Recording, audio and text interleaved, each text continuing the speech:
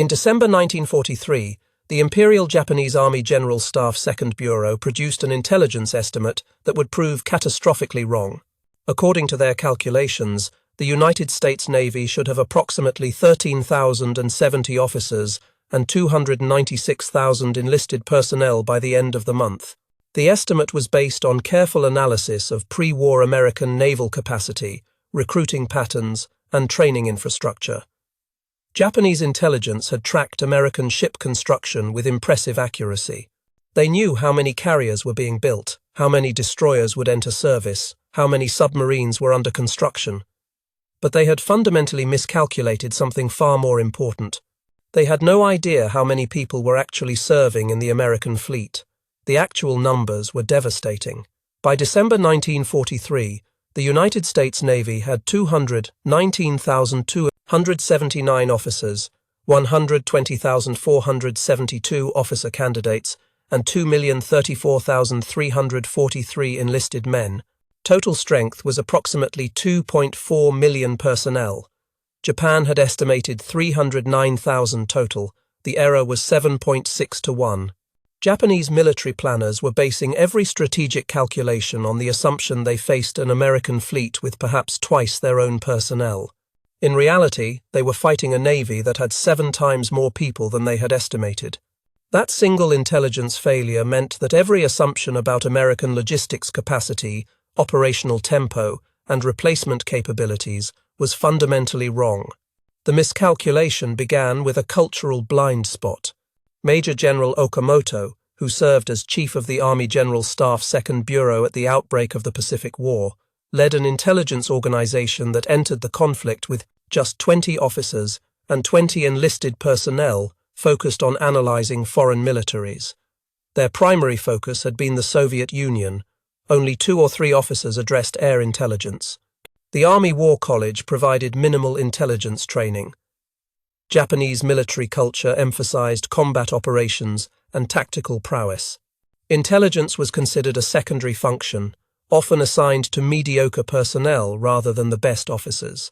This institutional weakness meant that when Japan needed comprehensive analysis of American industrial mobilization, they lacked both the personnel and the expertise to conduct it properly. Japanese intelligence officers had studied the American and British navies extensively before the war, but their studies focused almost exclusively on tactics, ship designs, and fleet compositions.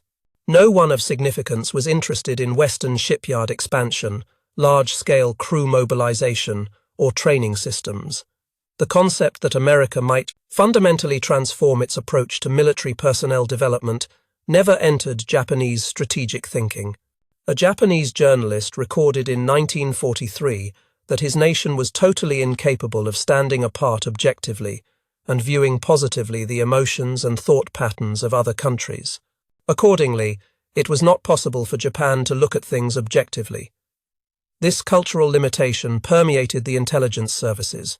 The first concrete evidence that something was wrong with personnel estimates came from battlefield observations rather than intelligence analysis. During the Guadalcanal campaign that began in August 1942, Japanese forces initially estimated American Marine strength on the island at 2,000 personnel. They considered it inconceivable that the landing was anything more than a reconnaissance in force. When combat began, Japanese commanders discovered there were over 10,000 Americans on Guadalcanal. Later in the combat began campaign, Japanese estimates said 10,000 Americans were present when there were actually 23,000. The pattern repeated across the Pacific. Japanese army officers estimated General Douglas MacArthur's Bataan army at 25,000 men when there were actually 80,000 on the peninsula. They estimated British forces in Singapore at 30,000 when there were 85,000. They estimated the Midway garrison at 750 men and 60 aircraft when there were 3,027 men and 121 combat aircraft. These tactical intelligence failures should have triggered a comprehensive review of American military capacity. They didn't. Japanese command structure was fragmented. The Army General Staff, the Navy General Staff, and the Imperial General Headquarters all operated with significant independence. Intelligence was not shared effectively between services. More critically, Intelligence that contradicted operational planning was often dismissed or ignored. Japanese military culture during this period did not reward officers who delivered unwelcome assessments. The emphasis was on fighting spirit, tactical excellence, and offensive operations. Suggesting that the enemy was far stronger than estimated was seen as defeatist. What Japanese intelligence missed entirely was the scale of American training infrastructure. On December 7, 1941, when Japan attacked Pearl Harbor, the United States Navy had approximately 6,000 recruits in training at Naval Station Great Lakes near Chicago, Illinois. This single facility, built on the shores of Lake Michigan hundreds of miles from any ocean, would become the primary production facility for American sailors. 6 months after Pearl Harbor, Great Lakes had 68,000 recruits in training. By September 1942, more than 100,000 sailors were training there simultaneously. The base expanded to 1,600 acres. More than 700 instructors ran continuous training cycles. Between Pearl Harbor and the Japanese surrender in August 1945, Naval Station Great Lakes alone trained over 1 million sailors. That single facility processed more personnel than the entire Japanese Navy fielded at its peak. Japanese reconnaissance never detected this. Great Lakes was deep in the American interior, far from any coastal areas Japanese aircraft could reach. Intelligence officers knew the facility existed from pre-war records, but they had no way to observe its massive wartime expansion. Their estimates were based on the facility's pre-war capacity, which was designed for perhaps 20,000 personnel maximum. They had no framework for understanding that Americans would build temporary structures, convert civilian buildings, and operate multiple shifts to process 5 times the designed capacity. But Great Lakes was just the beginning. The United States Navy established 4 entirely new major training stations during the war, each built from scratch specifically for wartime mobilization. Naval Training Station Sampson opened in New York in 1942 and could process 20,000 recruits simultaneously. Naval Training Station Farragut opened in Idaho in September 1942 in a remote mountain valley. It trained nearly 300,000 sailors before closing in 1945. Naval Training Station Bainbridge opened in Maryland in October 1942. Each facility was built on massive scale using rapid construction techniques. Japanese intelligence knew about none of them. These bases didn't exist in pre-war records. They were built too quickly to track through normal intelligence channels. They were located in areas Japan had no ability to observe directly. The intelligence failure went deeper than training facilities. In July 1943, the United States Navy launched the V-12 program, a revolutionary college-based officer training system. The program operated on 131 university campuses across America. It took high school graduates and college students, put them on active duty as apprentice seamen, sent them to university for technical education, and then commissioned them as officers after graduation. Between July 1943 and June 1946, more than 125,000 men went through the V-12 program. That single program produced more officers than Japanese intelligence estimated the entire American Navy would have in total personnel. The V-12 program operated at Harvard, Yale, Princeton, Notre Dame, Cornell, Northwestern, and dozens of other universities. Students studied engineering, navigation, communications, and foreign languages. They lived in dormitories converted to military barracks and attended classes alongside civilian students while subject to military discipline. The program created a pipeline that could produce thousands of technical specialists every semester. Japanese intelligence never detected it. They knew American universities existed and that some had naval ROTC programs. But they had no conception that the Americans had converted their entire higher education system into a military training infrastructure. American mobilization operated on principles completely foreign to Japanese military thinking. Japan had built its navy through decades of careful cultivation. Officers attended the Naval Academy for years. Technical specialists underwent extensive training programs. Crews drilled constantly to achieve precision. Quality was paramount. The Japanese Navy was professional, highly skilled, and extremely capable. But it was small, and when ships were sunk or pilots killed or crews lost, they couldn't be replaced quickly. The entire system was built on the assumption that wars would be decided by the quality of forces in being at the start of conflict. America took the opposite approach. They decided that scale mattered more than individual perfection. They built training systems that could process millions of people. They accepted that individual sailors might be less skilled than their Japanese counterparts initially. They compensated with overwhelming numbers, superior logistics, and continuous replacement capability. An American destroyer that lost crew in combat could return to port, take on fresh sailors straight from training, and be back at sea within weeks. A Japanese destroyer with similar casualties might wait months for replacements if they could be found at all. The Americans also solved a problem Japan never recognized existed. Most American recruits came from inland areas. Farm boys from Iowa, factory workers from Detroit, college students from Kansas. These people had never seen the ocean, much less served on a ship. The Navy built enormous swimming pools at bases in the middle of the country to teach swimming. They constructed ship simulators on dry land. They created standardized training manuals that any instructor at any facility could use. They industrialized education the same way they had industrialized manufacturing. A recruit class at Great Lakes had 1,000 men receiving identical instruction on identical schedules, using identical equipment. When they graduated, they might not be as individually skilled as Japanese sailors, but there were 1,000 of them, and another 1,000 was already in training behind them. By late 1943, American production of trained sailors had reached industrial scale. Great Lakes was graduating classes every few weeks. The V-12 program was commissioning hundreds of new officers every semester. Specialized technical schools produced radar operators, sonar technicians, fire control specialists, and communications experts. The pipeline ran continuously and was accelerating. The more people America trained, the more trainers they had. Graduates became instructors. Officers who completed technical training taught the next class. The system was self-reinforcing and growing exponentially. Japan, meanwhile, struggled to replace losses. After the Battle of Midway in June 1942, Japan lost 4 fleet carriers and most of the highly trained flight crews aboard them. Those pilots represented years of training. They couldn't be quickly replaced. Japan tried to accelerate pilot training programs, but they didn't have enough instructors, enough aircraft, or enough fuel for training flights. Each loss made the problem worse. Fewer experienced pilots meant fewer instructors, meant lower quality training, meant higher losses.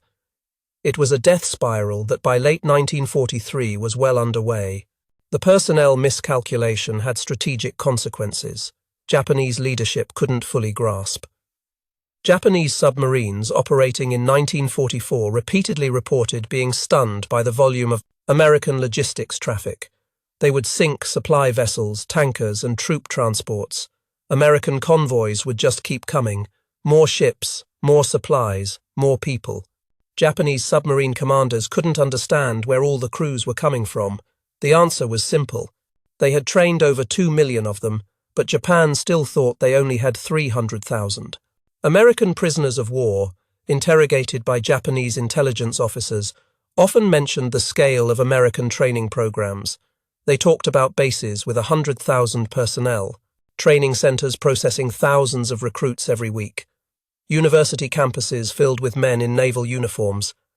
Japanese interrogators thought these statements were exaggerations or propaganda. Nobody could train that many people that quickly. It was impossible. Except it wasn't. It was just impossible within the framework of how Japan understood military organization. One documented case illustrates this. Disconnect. After the Battle of Midway, the Japanese captured several American aviators. During interrogation, these prisoners described training facilities they had attended. The scale they described seemed absurd to Japanese interrogators. They reported training classes with hundreds of students, facilities that could house tens of thousands of personnel, training programs that took civilian recruits and turned them into pilots or sailors in a matter of months. Japanese intelligence officers believed the prisoners were inflating numbers to deceive their captors. The idea that America could actually operate on that scale didn't fit Japanese assumptions about how military training worked. The turning point where the personnel disparity became undeniable was the Marianas Campaign in June and July 1944. American forces assaulted Saipan, Tinian, and Guam with overwhelming strength. Japanese defenders on those islands reported being stunned by the sheer number of American troops coming ashore, wave after wave of landing craft, thousands of Marines, continuous naval gunfire support, air strikes that never stopped, logistics that kept flowing no matter how much resistance Japanese forces offered. Japanese commanders on Saipan sent desperate messages to Tokyo, describing the assault force as enormous beyond anything they had anticipated. After the Marianas fell, the Japanese Naval General Staff finally commissioned a comprehensive review of American military capabilities. The review, conducted in September 1944, concluded that previous estimates of American personnel strength had been significantly incorrect. Based on operational evidence, intercepted communications, and analysis of American logistics observed in combat, the review estimated that United States Navy strength was approximately 1.8 to 2.2 million personnel. This was nearly 6 times higher than estimates that had been in use since 1942. The review recommended immediate revision of all strategic plans to account for dramatically higher American personnel and logistics capacity. The recommendations were never meaningfully implemented. By September 1944, Japan had already lost the decisive battles of the Pacific War. The combined fleet had been shattered at the Battle of the Philippine Sea. American submarines had devastated Japanese merchant shipping. The strategic situation was effectively hopeless. Knowing that the Americans had 2 million sailors instead of 300,000 didn't change the fact that Japan had already lost control of the Pacific. The intelligence failure had consequences, but those consequences were already locked in by the time Japanese leadership acknowledged the scope of their miscalculation. The institutional factors that caused this intelligence failure were deeply rooted in Japanese military culture.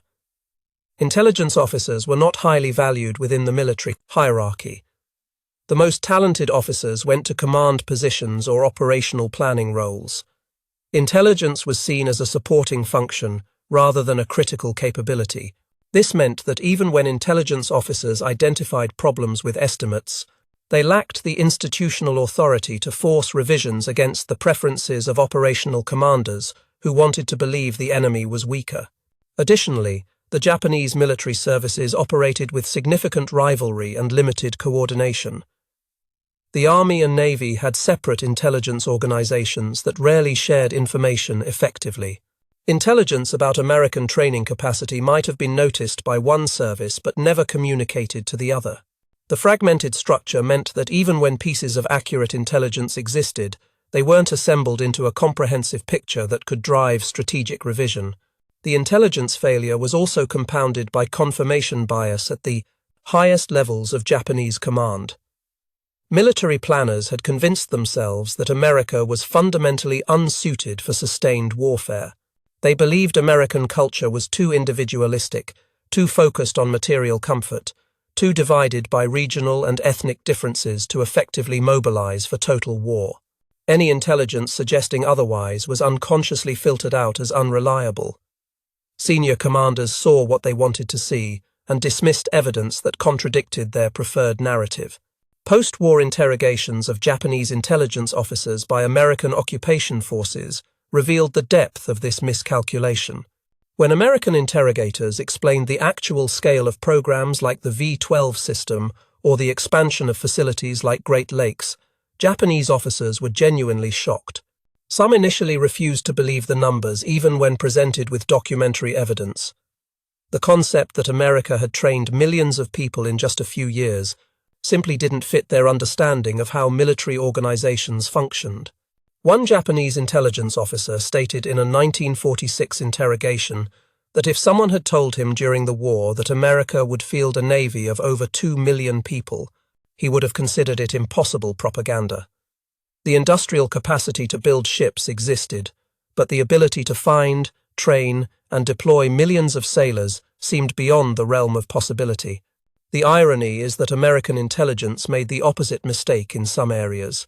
Throughout 1942 and early 1943, American analysts consistently overestimated Japanese military capabilities in certain domains. They thought Japan had more aircraft than it did, more experienced pilots, more robust logistics. American commanders often planned operations assuming they faced a stronger enemy than actually existed. This caution probably saved lives. It meant American forces approached battles with appropriate preparation and overwhelming resources. They didn't underestimate their opponent. In Japan's case, underestimating American strength led to strategic decisions based on fantasy. By the time reality became undeniable, it was far too late to adjust course. The personnel intelligence failure had one unexpected consequence that Japanese leadership never anticipated. Because Japan believed American forces were smaller than they actually were, Japanese commanders often committed forces to battles they should have avoided. If Japanese strategic planning had accurately understood that they faced a navy 7 times larger than estimated, they might have pursued a more defensive strategy earlier. They might have recognized that decisive fleet engagements would inevitably favor an enemy with overwhelming numerical superiority and unlimited replacement capacity. They might have focused on making the cost of advancing through the Pacific so high that America would seek a negotiated settlement rather than continuing offensive operations. Instead, Japanese forces repeatedly engaged American fleets in major battles throughout 1943 and 1944, suffering catastrophic losses of ships, aircraft, and irreplaceable trained personnel. Each engagement was planned based on the assumption that American strength was limited and that a decisive Japanese victory could shift the strategic balance. The reality was that every loss Japan suffered was permanent, while every loss America suffered was temporary. American logistics could replace destroyed ships within months. American training could replace lost crews within weeks. Japanese losses were simply gone, creating a cumulative deficit that grew worse with every engagement. The intelligence failure regarding American personnel also affected Japanese decisions about home defense and resource allocation. If Japanese planners had understood the actual scale of American naval power, they might have prioritized different defensive preparations. More resources might have gone to fortifying the home islands earlier in the war. More emphasis might have been placed on dispersing critical war production to reduce vulnerability to strategic bombing. More effort might have been devoted to developing weapons systems specifically suited for asymmetric defense against an overwhelming enemy. By 1945, the consequences of the personnel intelligence failure were visible in every aspect of Japan's strategic position. American task forces operated continuously across the Pacific with seemingly unlimited ships and crews. When vessels needed maintenance or refitting, replacements were available. When crews needed rest, fresh personnel rotated in. The sustained operational tempo was something Japanese forces simply couldn't match. Their fleet was limited by both the number of ships available and the number of trained crews to man them. American fleets faced neither constraint. The story of how Japan miscalculated American naval personnel strength by a factor of 7 to 1 is ultimately a story about institutional failure, cultural blind spots, and the dangers of seeing only what you want to see. Japanese intelligence organizations entered the war understaffed, undertrained, and undervalued within the military hierarchy. They focused on tactical details they understood, while missing strategic realities they had no framework for comprehending. They collected data that contradicted their estimates, but lacked the institutional authority or cultural permission to force revision of comfortable assumptions. The lesson isn't that Japanese intelligence officers were incompetent. Many were highly skilled at the work they did. They tracked American ship construction with impressive accuracy. They correctly predicted American industrial output in several key areas, but they completely missed the human dimension of American mobilization. They didn't understand that America would transform its educational system into a military training infrastructure. They didn't grasp that American culture, which they viewed as weak and individualistic, could mobilize millions of people for coordinated effort. They didn't anticipate that American industrial methods could be applied to producing trained personnel as effectively as they were applied to producing ships and weapons. The intelligence documents from this period that survived the war and were captured by American forces show Japanese analysts struggling with contradictory data. They had evidence that American bases were larger than estimated. They had prisoner statements describing massive training programs. They had operational reports showing American forces deploying in greater numbers than should have been possible. All of this evidence was available, but it wasn't synthesized into a comprehensive reassessment because doing so would have required acknowledging that Japan's entire war strategy was based on fundamentally flawed premises. That kind of admission was institutionally and culturally impossible until defeat made it unavoidable. The Japanese experience with intelligence failure regarding American naval personnel offers enduring lessons about the challenges of strategic assessment. Organizations tend to reject information that contradicts preferred narratives. Cultural assumptions shape what evidence is considered credible. Institutional hierarchies determine whose analysis gets heard. And the consequence of getting it wrong when you're estimating enemy capabilities isn't just an academic error on a staff paper. It's ships sunk, battles lost, and ultimately a war that becomes unwinnable because you were fighting an enemy you never properly understood. If you found this story compelling, please take a moment to like this video. It helps us share more forgotten stories from the Second World War. Subscribe to stay connected with these untold histories. Each one matters. Each one deserves to be remembered. And we would love to hear from you. Leave a comment below telling us where you are watching from. Our community spans from Texas to Tasmania. From veterans to history enthusiasts, you are part of something special here. Thank you for watching, and thank you for keeping these stories alive.